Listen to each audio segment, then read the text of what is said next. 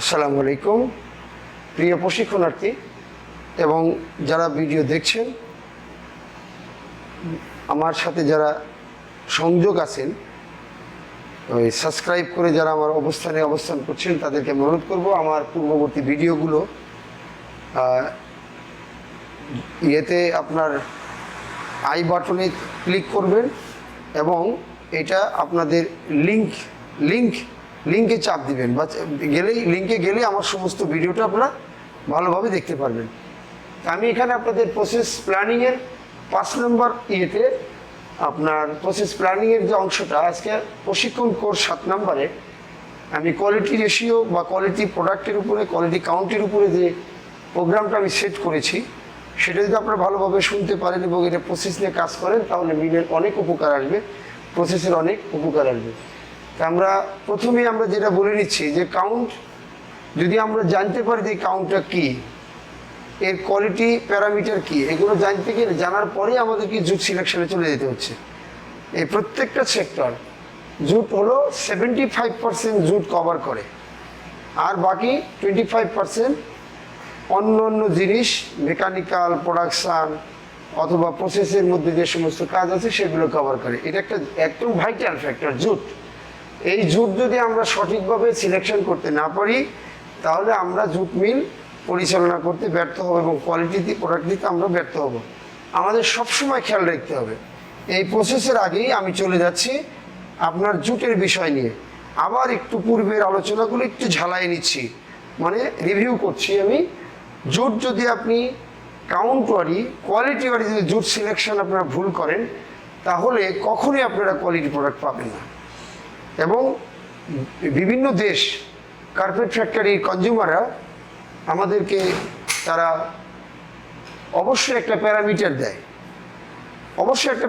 দেয়, যে আমাদের এই কোয়ালিটি এই হইতে হবে, এর কোয়ালিটি রেশিও এত হইতে হবে, প্লাস এই রেডিশ কালার হইতে হবে অথবা গোল্ডেন কালার হইতে হবে, এরকম আমাদেরকে ইনস্ট্রাকশন দিয়ে দেয়। তাহলে সেগুলো করতে গেলে আমি এই প্রসেস প্ল্যানিংয়ের মধ্যে কিন্তু সবই আছে, একদম এই 5টা জিনিস আমরা যে আলোচনায় যাচ্ছি এটা কিন্তু পুরোটাই আছে, যে আমরা প্রত্যেকটা জায়গায় যদি এই প্রসেস প্ল্যানিংয়ে ঢুকতে চাই, একদম man selection, machine selection, plus কোয়ালিটির জুট সিলেকশন, কোয়ালিটি ইয়ার্ন তৈরি করতে মানুষের সিলেকশন, প্লাস প্রসেস প্ল্যানিংয়ে সেটি মানুষের সিলেকশন লাগবে। তা আমরা সেক্ষেত্রে জুটের ক্ষেত্রে আমরা আবার পুনরায় আলোচনা আসছি। ইয়ার্নের ক্ষেত্রে আমরা যখন কোয়ালিটি ইয়ার্ন বানাইতে যাব তখন আমাদেরকে অঞ্চলভেদ পার্ট ভালোভাবে ক্রয় করতে হবে। যদি জুট ডিপার্টমেন্টের যিনি সেলসম্যান মানে যিনি বিক্রয় ব্যক্তি থাকবেন বা যিনি পার্টকে ক্রয় করবেন, এই ক্রয় ব্যক্তি যেই ডেজিগনেশনই হোক, GM jute, AGM jute, manager jute, তারা সবসময় খেয়াল করবে যে মিলের যে ডিমান্ড আছে কোন কোয়ালিটির মালটা চলবে সেই কোয়ালিটির উপরে বেস করে তারা পাটটা বিভিন্ন মোকাম থেকে ক্রয় করবেন। প্রয়োজনে মোকামে চলে যাবে কোন এলাকায় কী ধরনের পাট। আমি গতকালে বলছি বা তার আগের লেকচারে বলছি যে 2 ধরনের কাউন্ট আসে আমাদের এখানে, তার মধ্যে হচ্ছে একটা লাইট, একটা হলো হেভি। আমি লেকচারে বলে দিছি আপনাদের যে লাইট কাউন্ট কিনতে হলে, লাইট কাউন্ট বানাতে হলে, লাইট কাউন্টের জুট কিনতে হলে আপনাকে অবশ্যই নির্দিষ্ট টাইমের মধ্যে সিজনের শুরুতেই 20 থেকে 25 দিনের মধ্যে আপনার পাট তুলে ফেলতে হবে। সেটা যে আপনি কতটুকু সারা বছরে লাইট কাউন্ট বানাবেন সেই লাইট কাউন্টের উপরে পাটটা আপনাকে তুলে ফেলতে হবে। তুললে ওটাকে ব্যাস কম্পোজিশনে ঢুকায়া লং জুটের সাথে অর্থাৎ বাস পাটের সাথে গাছ পাট মিলাইয়া তখন একটা ব্যাস করলেই আপনি লাইট কাউন্ট কোন ধরনের কাউন্ট চাবে সেই কাউন্টের উপর বেস করে আমাদের এই সুতাটা বা ব্যাস কম্পোজিশন তৈরি করলে এই সুতাটা বানানো সম্ভব। এই বিষয়ে কাউন্টের উপরে ব্যাস কম্পোজিশন বা ব্যাস সিনক্রোনাইজ, যেটা ছন্দ আকারে আমরা ব্যাস বসাই, সেগুলো যদি আরও বিস্তারিত জানতে চান তাহলে আমার মোবাইলে অ্যাড্রেস দেওয়া থাকবে, ইমেল অ্যাড্রেস দেওয়া থাকবে, প্লাস নাম্বারটা থাকবে। আপনারা যদি প্রয়োজন মনে করেন আমার সাথে যোগাযোগ করতে পারেন, আমি যতটুকু পারি আপনাদেরকে সহযোগিতা করব ইনশাআল্লাহ। যাই হোক, আমরা জুট সিলেকশনের মধ্যে 3-4টা অঞ্চল আছে। তার মধ্যে হচ্ছে হার্ড ডিস্ট্রিক্ট, তারপরে সব ডিস্ট্রিক্ট, তারপরে নর্দার্ন। মানে নর্দার্ন পার্ট। তাই আমাদের আর একটা আছে জাত, জাত এলাকা, জাত এরিয়া, নর্দার্ন এরিয়া। তাহলে হার্ট ডিস্ট্রিক্ট গোল্ডেন কালার, সব ডিস্ট্রিক্টও গোল্ডেন কালারের কাছাকাছি। নর্দার্ন এক্সপোর্ট ইয়ানের জন্য টোটালি অফ। আর ইয়ানের কোয়ালিটি যদি আপনি নিতে চান, রেশিও আনতে চান, তাহলে জাতের মালটা অর্থাৎ গ্রেটার ময়মনসিংহ, এটাকে আপনি যদি রিসিভ করতে পারেন, ভালো মাথা থাকে, ব্রেন থাকে, পার্টটাকে যাচাই বাছাই করে 30 থেকে 40% আপনি ব্যবহার করেন, এর কোয়ালিটি রেশিও ইনশিওর করার জন্যে জাতের যে ক্লাস 1 পার্টটা সেটা আপনাকে লাগবে। আমি এর আগের লেকচারে বলে দিছি যে জাতের পার্টটা অন্য অন্য ডিস্ট্রিক্ট থেকে, অন্য অন্য এলাকা থেকে জাতের পাটটার আঁশগুলো অত্যন্ত চিকন এবং কালারটা হচ্ছে সাদাটে, হালকা রেডিশ হতে পারে সাদাটে। এটার সাথে যখন হার্ট ডিস্ট্রিক্টের ভালো মানের পাটটা মাথার পাটের সাথে মিলাই দিবেন, তখন লাইট কাউন্টের আরও সাথে যদি আপনি উইডিন পাটটা যোগ করেন, লাইট কাউন্টের কোয়ালিটি রেশিওটা ইজিলি আসবে। এটা মাথায় রেখেন।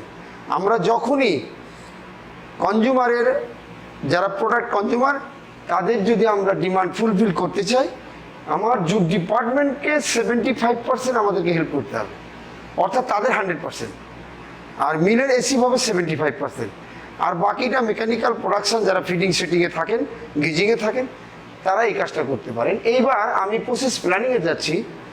গতকাল স্প্রেডার রোল সম্পর্কে আমি বলেছিলাম যে আপনি ওয়াইন্ডিং প্রোডাকশনের উপরে আপনার কোয়ালিটি কত, কোন কোন কোয়ালিটির পাট সুতা বানাচ্ছেন, পূর্বের দিনের ওয়াইন্ডিং প্রোডাকশনকে হিসাব করে সেই অনুপাতে 5% বেশি করে পাটের রিকুইজিশন দিবেন। আপনার কমপক্ষে 3 দিনের পাট পাইল ম্যাচুরিটি জোনের মধ্যে থাকতে হবে এবং সেটাকে খুব যত্ন সহকারে পাইল ম্যাচুরিটি নিয়ে যদি আমি আলোচনায় যাই, এই প্রসেস প্ল্যানিংয়ের মধ্যে একটা অংশ যদি আমি আলোচনায় যাই, স্প্রেডার রোলগুলোর মাথায় একটা সিবি লাগাই দিবেন যাতে হাওয়া বের না হয় শুরুর সময়, এবং নিচে ডানেস রাখবেন, ডানেস তৈরি করে রাখবেন। আর ঠিক মাঝখানে যদি লম্বা হয় 40-50টা রোল রাখেন, মাঝপথে আর একটা সিবি দিবেন এবং শেষে একটা সিবি দিবেন। এটা কাভারাইজ করে ঢেকে দিবেন, ত্রিফল দ্বারা হোক, মোটা চট দ্বারা হোক ঢেকে দিবেন। ঠিক প্রতিটা পাইলের এন্ট্রি করবেন কোন কোন কোয়ালিটিতে কিভাবে আপনারা পাইলটাকে রাখছেন, ইজিলি যাতে একজন সর্দার, রিলিভার বা সাহেব তারা যেন বুঝতে পারে যে আমার ব্যাসের মালটা এখানে আছে, আজকে এই পাইলটা আগে ভাঙতে হবে। জাস্ট এই প্রসেস প্ল্যানিংয়ের মধ্যে কিন্তু এগুলো থাকবে। আমরা ভুল করে ফেলি অনেক সময়, ইনভ্যাসিভ পাইল ভেঙে দিই। ইনভ্যাসিভ পাইল চালাইলে, ইনভ্যাসিভ পার্ট চালাইলে প্রসেসে কী কী ক্ষতি হয় পরবর্তীতে অফিসে আমি জানাই দেবো আপনাদের। আমরা যখন এই পাইল পজিশনটা ভালো হয়ে গেল, এইবার আসেন স্প্রেডার মেশিনে আমরা যে পার্টটা ফিট করি, সেখানে আমি গতকালও বলছি যে মোড়ার ওয়েট 900 থেকে 1020 গ্রামের মধ্যে থাকতে হবে। এটা জুট ডিপার্টমেন্টকে সবসময় তাগিদ দিতে হবে কোয়ালিটির পক্ষ থেকে। এবং প্রতিনিয়ত পার্ট যখন ইস্যু নেবে, ইস্যু নেওয়ার সময় র্যান্ডম বেসিসে প্রত্যেকটা মোড়ার ওয়েট নিতে হবে। নেওয়ার পরে তাদের যদি কোনো অ্যালামেনাস থাকে, সিবির পার্সেন্টেজ ভেরিয়েশন হয়, যে আমার 900 গ্রামের মাল 1400 গ্রাম হয়ে গেছে, তখন দ্রুত নোট আকারে অথবা মৌখিকভাবে তাড়াতাড়ি জুট ডিপার্টমেন্টকে জানাই দেবে, নাহলে প্রসেসে সাংঘাতিকভাবে ইফেক্ট আসবে। এরপরে স্প্রেডারে যখন ফিট করছে, স্প্রেডারে আমি একটা কথা বলি, আমরা যে ইংল্যান্ডের যে মেশিন ছিল স্প্রেডার মেশিন, সে অনেক আগের কথা। ধরেন শেষ আমাদের ইংল্যান্ডের যে মেশিনগুলো সম্ভবত 78 বা 9 বা 10 বা 88, মানে 80-র দশকে, 80-র দশকের দিকে মনে হয় ওরা মেশিন প্রোডাকশান কমে দিছে, মেশিন আর ভালো করে করে নাই। 90-র পর থেকে তাদের প্যাটার্ন বিক্রি করে দিছে, তারা প্যাটার্ন নিয়ে অন্য দেশ সেই মেশিনগুলো আবার বানাচ্ছে। ইংল্যান্ড টোটালি জুট মিল জগৎ থেকে সরে আসছে। এটা ডান্ডি যেখানে ট্রেনিং সেন্টার ছিল, ওদের কাছেই ছিল মেকি কোম্পানির একটা বড় প্রজেক্ট। তারা যখন এখান থেকে সরে আসলো, কিন্তু তাদের বেলায় ছিল একটা স্প্রেডার মেশিন বানানোর সময় তারা খুব সেন্সিটিভ, তাদের তো অত্যন্ত বুদ্ধিসম্পন্ন লোক। স্প্রেডারের একটা স্কেল ছিল, এই স্কেল ছিল এরকম, এখানে একটা কাটা ছিল, এত বড় কাটা, এরকম ঘড়ির কাটা। এখানে এর উপর একটা গাড়ি বসতো, পাটের গাড়ি। তো এই স্প্রেডারের এই কাটা দুইটা পয়েন্টার ছিল, একটা স্লিপ পয়েন্টার, একটা ক্লক পয়েন্টার। স্লিপ পয়েন্টার হচ্ছে মোড়ার সাথে, মোড়া টান দিবে, প্ল্যাটফর্মের উপর গাড়ি সাজানো ছিল। এখানে 500 মোড়া একটা ঢলক, 500 মোড়া একটা ঢলক, তার মানে দ্যাট মিনস 500 কেজি। তো এই স্লিপ পয়েন্টার আর ক্লক পয়েন্টার, একটা ক্লক লেন্থ ছিল, সেই ক্লক লেন্থের সাথে এই ক্লক পয়েন্টার সেটিং করা ছিল। আমি আগামী দিনের এই কেন আমরা 18 ইঞ্চিতে মাল মারি স্প্রেডারে, এক একটা মোড়া 18 ইঞ্চিতে সেট করি, এটা আমি আগামীকাল আপনাদেরকে সুস্থভাবে বোঝানোর চেষ্টা করব, যাতে আপনাদের আরও ক্লিয়ার কনসেপশন থাকে। আমাদের স্প্রেডারের 4টে অংশ, একটা হচ্ছে ফিডিং সেকশন, আর একটা হচ্ছে স্লো সেকশন, তারপর আছে ফার্স্ট সেকশন, আর একটা হলো ডেলিভারি সেকশন, আর একটা সেকশন আছে স্প্রে করা হয়। আর ওই স্প্রে ইমালশন স্প্রে করার নামের জন্যই এটাকে স্প্রেডার মেশিন বলা হয়, যেখানে পাটের উপর ইমালশনকে সুন্দরভাবে স্প্রে করা হয়। আমি ইমালশনের ব্যাপারে আমি আসবো ইনশাল্লাহ সামনে। আমি প্রসেস প্ল্যানিংয়ের মধ্যে ইমালশনটা কিন্তু খুবই জরুরি। আমি গতকাল একটা আলোচনাও করছি যে 3টা গ্রুপে জেবিও জুট ব্যাচিং অয়েল, সফট অর্থাৎ একটা সাবান ব্যবহার করা হয়, সেই সাবানটার নাম নিকানিল হতে পারে, ম্যালোডিন আরস হতে পারে, নিকানিল। তারপরে আর একটা আছে ম্যালোডিন, না সরি, আর একটা ভুল আসছে, নিকানিল। আমি জিনিসটা এখন মনে করতে পারছি না। আরও কিছু এখন যে বর্তমান সাবানটা ব্যবহার করা হয়, এটার নাম সুনসল 800। এটা সম্ভবত জার্মানি প্রোডাক্ট। এটা অত্যন্ত এপিও এনপিও ফ্রি। আমাদের খুব খেয়াল রাখতে হচ্ছে, যেহেতু এনভায়রনমেন্ট, পরিবেশ বান্ধব কিছু কাজ আমরা করতে যাচ্ছি। তো এখানে আমাদের যে যতগুলো জিনিস ব্যবহার করা হয়, সেগুলো যাতে মানুষের কোনো ক্ষতিকারক না হয় সেটা খেয়াল রাখতে হয়। সুনসলটা এখন সমাদৃত, সুনসল আছে, লুটেনসল আছে, নিকানিল আছে, ইত্যাদি ইত্যাদি। সাবানের নামটা এখন মনে পড়ছে। আমরা ওই ইমালশন তৈরি করার সময় খুব সাবধান থাকবো। ইমালশন কত পার্সেন্ট দেওয়া লাগবে, ওই সুতাতে কত পার্সেন্ট আমাদের আছে, ওই মানে সুতাতে কত পার্সেন্ট আমাদের তেল থাকবে, সেটা হলো 1.5 থেকে 2% বা কেউ 2.5% চায়, 3% চায়, এক সুতা এক রকম চায় বসে। যাই হোক, আমরা ওগুলো খেয়াল করে থাকবো। যখন আমরা এই গাড়িটা সাজাবো, আগে এই সিস্টেমটা ছিল। বর্তমান স্প্রেডারের কোনো ব্রিজ স্কেল নাই বা স্কেল নাই বা প্ল্যাটফর্ম না থাকার ফলে আমি তো বলছি যে আগামীকাল আমরা এটা এই বিস্তারিত আলোচনায় যাব। তো এখানে ওই 18 ইঞ্চি দাগ কাটা আছে ফিডিং সেকশনে, চারটে সেকশনের একটা সেকশন হচ্ছে ফিডিং। এই ফিডিংয়ের 18 ইঞ্চি আমরা দাগ কেটে থাকি। এই 18 ইঞ্চিতে মারার পরে মোড়াটা যখন পার হয়ে যাবে 18 ইঞ্চি, আর একটা মোড়া তার উপর মারবে। এটাই হলো সিস্টেম, রেগুলারিটি আনার জন্য। তো এই সিস্টেমেই চলে। আর স্প্রেডারের যে সোলো সেকশন এবং ফার্স্ট সেকশনে এখানে গিল পিন থাকে বারের সাথে, ফলার বারের সাথে বা ওই বড় বারের সাথে পিন থাকে, হ্যাকেল পিন দিয়ে সোলো সেকশনের উপরে একটা বড় রোলার থাকে, যেটাকে আইডেল রোলার বা চাপ দিয়ে রাখা হয় পাটকে, যাতে পিনগুলো ভালোভাবে পাটের মধ্যে ঢোকে। পাটটাকে ঝাঁকি দিয়ে ওখান থেকে যখন ফার্স্ট সেকেন্ড টান দিলে ওখানে একটা ঝাঁকি আসে। ঝাঁকি তোর ভিতর থেকে ধুলা বালি যা আছে,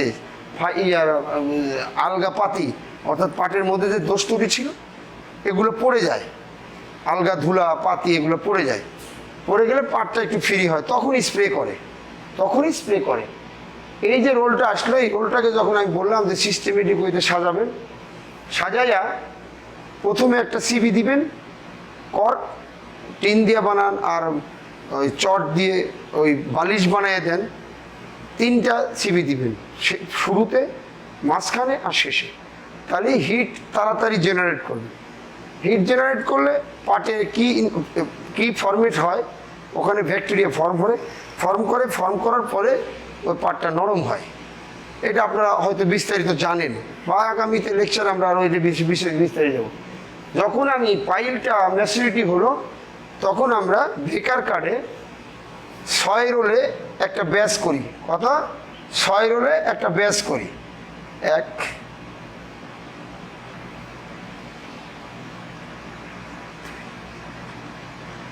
6 রোলে ব্যাচ করি। এখন এখানে একটা সিনক্রোনাইজ বা যাকে বলা হয় ছন্দ, বাংলা ভাষায় বলে ছন্দ, এটাকে ব্যাচ কম্পোজিশন বলা যেতে পারে। বেকার কার্ডে ব্যাচ যদি আমরা করি, আমরা ব্যাচটা করব সুন্দর করে। কীরকম? স্প্রেডার রোলের ভালো পার্টটা D1 একটা সেট করবো এই মাথায়, আর একটা সেট করবো শেষ মাথায়, মানে বেটার কোয়ালিটি।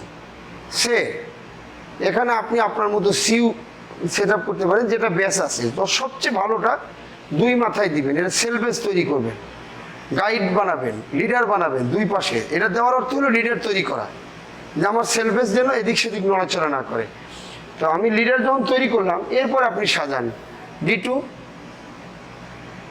এরপরে D1, এরপর D2,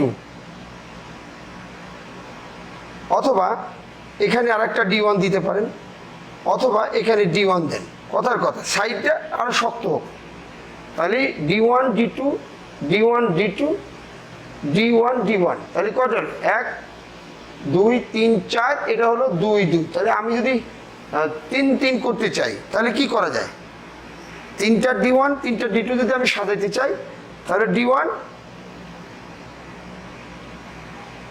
3টা যদি করতে চাই, হয়ে গেছে তো, 3 3 হয়ে গেছে, 50-50 হয়ে গেছে।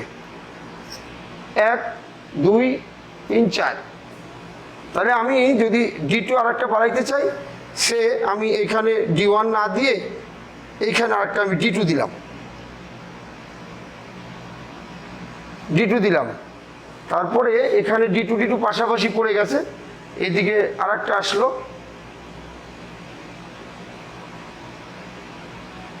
অথবা আরেকটা কাজ করা যায়, ঠিক আছে, ব্যাস এইভাবেই থাক, ব্যাসটা এইভাবেই থাক। আমি যদি চেঞ্জ করতে চাই, সাইডে যে কোনো সাইডে একটা বেশি ভালো জিনিস পড়ে যাচ্ছে, সাইডে বেশি ভালো জিনিস থাক।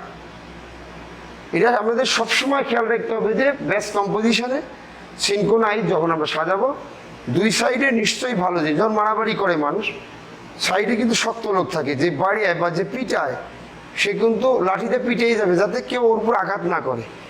আঘাত করলে ও লোকটা পড়ে গেলে কিন্তু আর মারামারি হবে না। তো এই জন্যেই এখানে সবসময় সাইডে যে রোলটা দেবো, সবচেয়ে শক্ত রোল, সেল বেস তৈরি করার জন্য। সেল বেস তৈরি করার জন্য এই সেল বেসটা টোটালি সুতাটাকে সামনের দিকে আগে নিব। কোয়ালিটি রেশিও, সিবি, মিল, মানে আপনার ওই যে ব্রেকিং লোডের সিবি, এগুলো কন্ট্রোল করবে। তাহলে আমরা এইভাবে সিনক্রোনাইজ আকারে যদি আমরা বেকার কারে সাজাইতে পারি, এখানে যদি কোনো রোল মিসিং না হয়, আর যদি মেশিনগুলো ভালো ক্লিনিং থাকে, কার্ড লাইনের পিনগুলো ভালো থাকে, তাহলে এর যে রেজাল্টটা আসবে, সবচেয়ে সুন্দর রেজাল্ট আসবে। আমরা আজকের এই টপিক্সের এই ব্যাক সাইডের যে ব্যাস কম্পোজিশন পর্যন্ত আমি রাখলাম। আগামী দিনের টপিক্স ইনশাল্লাহ সামনের দিকে আমরা ধাপে ধাপে বলে দেব।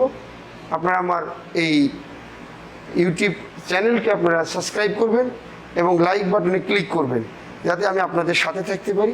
আপনারা সহযোগিতা করবেন। আসসালামু আলাইকুম রহমতুল্লাহি ওয়া বারাকাতুহু।